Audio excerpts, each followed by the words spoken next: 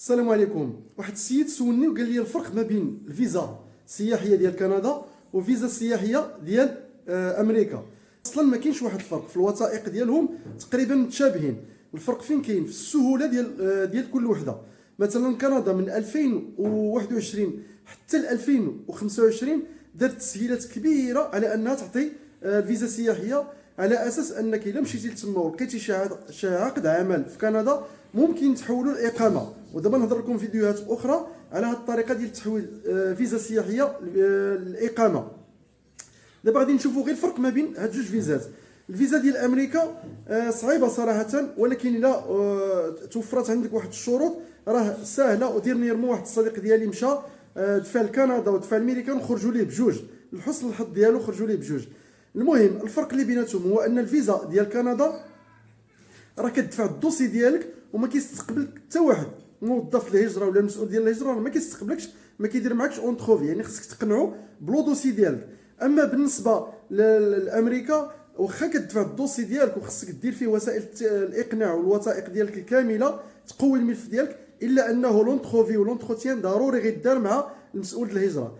اذا الفرق بيناتهم هو ان كندا ما كيكونش اونتروفي مع المسؤول ديال الهجره، ولكن امريكا كيكون اللقاء مع المسؤول ديال الهجره. دابا من بين الوثائق اللي غنقول لكم اللي خصكم ديروها في الملف ديالكم باش تقويوه، باش تقولوا بان واحد 90% حتى 80% حتى 90% تقبل الدوسي ديالكم، اللي هو مثلا الا عندك شي ملكيه ديال شي دار، شي شقه ولا شي ارض، ديرها في الدوسي ديالك. مثلا الا مزوج اعطي الوثائق ديال الزواج ديالك. الا عندك الاولاد اعطي الوثائق ديالهم، وهذا الشيء بالترجمه.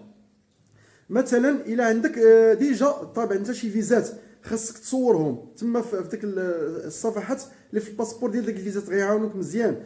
خاصك واحد الحساب البنكي ديالك يكون مروج واحد 4 شهور حتى 6 شهور تكون مروجه مزيان، فلوس كتدخل وكتخرج.